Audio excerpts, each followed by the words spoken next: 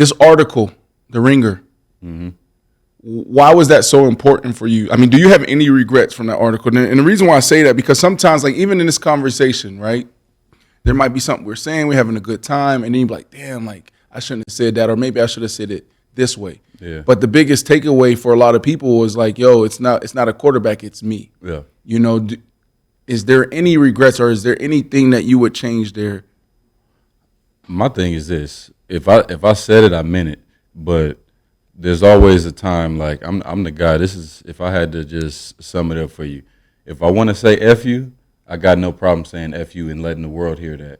But if it's not supposed to be that, and then the narrative gets changed as I'm trying to put somebody down, or some of the sound bites and the clips you see ESPN, it's the off season, so it's not as much to talk about. They can't wait to grab something that the first thing Tay say and throw it on TV or on social. So for me, I don't like the narrative, and the some things got kind of lost in translation a little bit. It wasn't about it wasn't a unsolicited thing where I just call somebody up and say, hey, let the press know, I'm Davante Adams. I don't need nobody. I don't need a quarterback. Like, it's not about that. It was more so based off of some of the things were to give the writer context of my thought process, to know how to write, and then a couple quotes got used, but I don't take back anything. I just don't want people involved, them saying things and trying to make it seem like I wasn't satisfied with Jimmy. Like, obviously Aaron Rodgers was my quarterback for 8 years. I was obviously, poking at fun throughout the offseason, Pro Bowl and all that stuff, doing some cryptic tweeting, to poke fun at the whole being messy. Being messy, yeah, trying to just give people something to laugh at, something. They call me Messy B. Yeah, you Messy A. It's messy. I might be Messy B. But yeah, I'm the type of guy that if I want to send that message, I'll do it. But if I don't want to get people involved and make it seem like I'm not excited that Jimmy, like I'm ecstatic that Jimmy's here. Jimmy's a great guy. I've been around him a lot now. Spend a lot of time at the facility when we're doing these workouts. And I like the guy that he is. And obviously we all working to get healthy to be in a great spot to where we can go out there and have a good year. And I'm very optimistic about it. And, the narrative got changed to like I was, I don't care who my quarterback is, or I'm not happy that we decided to go with Jimmy. I was trying to get Aaron because I didn't even know Jimmy was in our thought process at the time, and I'm extremely excited that he's here with us now. So when they involve Jimmy, they involve Aaron and make it seem like I'm saying like, F Aaron, like that was never it. It was a question that was asked to me about how does it feel coming here, getting, racking up your third All-Pro after being, on the Packers playing with Aaron so long. And I said, well, the reality is you play with Aaron Rodgers, you play with a quarterback of that magnitude, especially when you're young, they're going to attribute a lot of your success to the person who's throwing the ball. Mm-hmm. And when it's Aaron, like it's going to go to another level. So, in a sense, when I was a young player, I was kind of in Aaron's shadow a little bit, and it turned into that. But, so when it comes out that I said I don't need a quarterback, I'm not really worried about how Aaron's going to take that, because that's stuff that he said, and he said that publicly on TV. He said it to me millions of times that it doesn't matter who's throwing me the ball. I'm going to be who I am. So we even talked about it the other day when the thing came out. I just texted him like, why are they always trying to turn us against each other, man? They want to make us enemies when Aaron's a good friend of mine. And y'all just at the Derby together. The Derby together. Our friendship has gotten better since we've been. It's the whole. How does the saying go? You said distance makes the heart grow fonder. Yep. Yeah, that whole thing. Like we had a little time away, and now we can't wait to try to get to the Derby or try to get around together. He came out here in the summer before the season even started, and we played golf out here in Vegas. So why didn't he choose the Raiders over the Jets? See, I can't answer that question, but you can say the same to me. That's your friend. Y'all was at the Derby together. Y'all playing golf together. But you can hit me with the same question. Why did you leave Green Bay after having success with Aaron the whole time? They said south of 20. It's always a reason. So it's something going on. But obviously, you got to make the best decision for you, your family, your people that are close to you in the moment. And it's never going to be easy. So I can never, I left myself. So I can never look at him like, Aaron don't love me. He's not my guy because he left. Like, I did it first, and then, you got decisions to make. It's never going to be easy. Did he consider the Raiders? I believe so. I think it's just, I'm not even exactly sure how the whole process went, because I wanted to let our front office and coaches and his team and himself kind of figure that out after when you're at a place for, I believe, 18 years going into 19, I mean, it's a lot of decisions you got to make. So hey, you were a terrible recruit. I don't want to look. If you think that I wasn't in this, I mean, I sent this man a text after their last game. Let me see the text exchange between you and A-Rod. You want to see it? Let me see. You can't read it. I can show you I'll show you the length. I sent this man a text like this after the game, and it was probably 3 hours after the last game, the Detroit game, when they lost that thing. And I would say I recruited the hell out of Aaron Rodgers. I don't want to say that because then now it makes it look like Aaron said, screw me, even though I did that, when really he made the best decision for himself. He had to make the best decision for himself, which is exactly the same thing that I did. Right. So, like I said, I can show you. I was on the man trying to make sure, but you also got to be respectful to a certain extent and understand that people got to work through stuff in their own head. Right.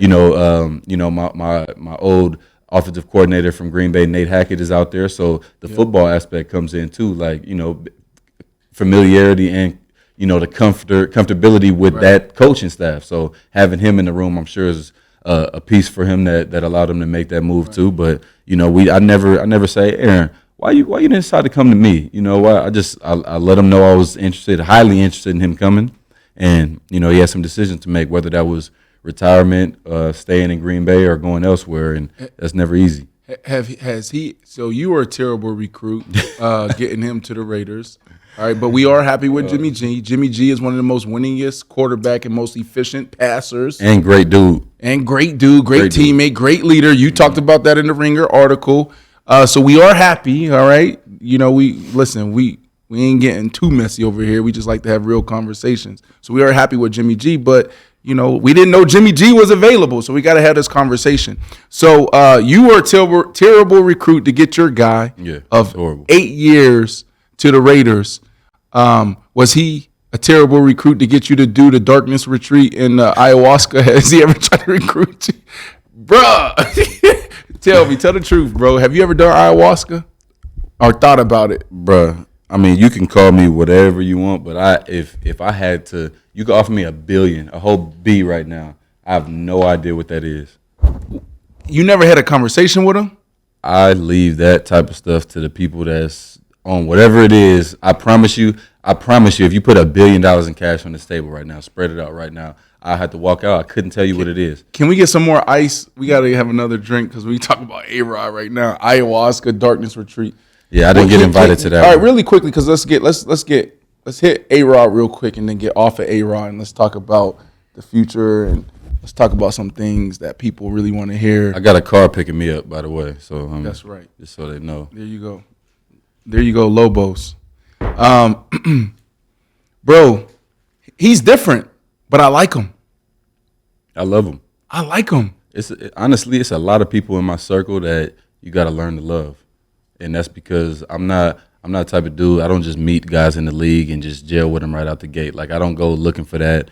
And especially when I was younger, I'm not going to go just running asking one of the top guys, and we play receiver, we know each other, so we're going to kick it. Like, that's not how my relationships are formed. It's usually from spending good amount of time with somebody, learning them, and then learning to love them for who they are. And he's definitely one of those guys. But I play with Jay Cutler, and they call him Smoking Jay, and they always have these famous pictures of. I know what you're talking about. Yeah, Jay Cut. He smokes cigarettes? No, he don't smoke no cigarettes.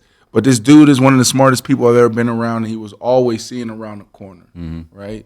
We'll come in the cafeteria. He was the dude that was looking at being gluten-free or looking at what he's putting in his body. And so, nutrition, the reason why I take care of my body the way I do is because of Jay Cutler. The way I started parenting my kids is because of Jay Cutler. Child rearing, we're talking about night nannies and sleep training and all types of stuff, right? Right. I learned that from asking him questions, right?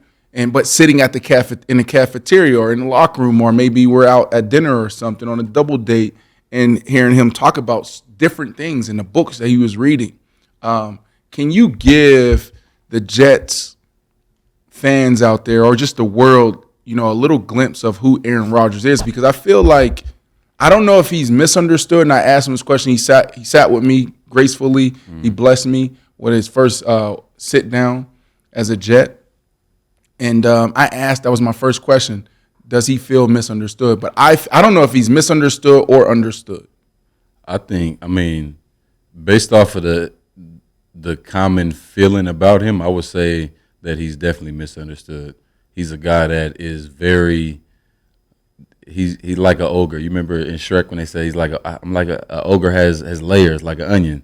That's him. It's a lot to him, and it's a lot that he's been through, and it's a lot that he stands for, which makes him who he is and has made him who he is. Honestly, and when you got certain things about you that are positive things that have led to positive, pieces of your life. That's for you.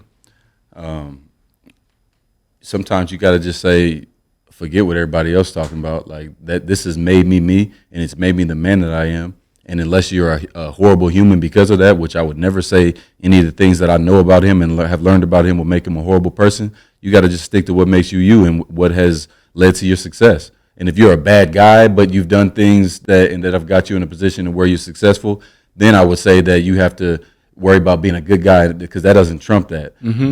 But in his situation, he's a good guy and he does a lot for people, and people don't realize. And he's kind of like me in a sense that the things that we do are genuinely out of love and just out of the kindness of our hearts.